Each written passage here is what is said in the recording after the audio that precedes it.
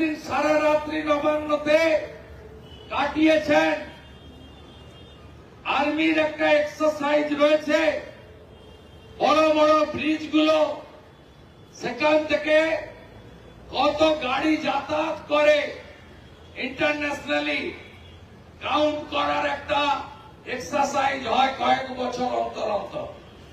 এক বছর গাড়ি কাউন্ট করছিল আমাদের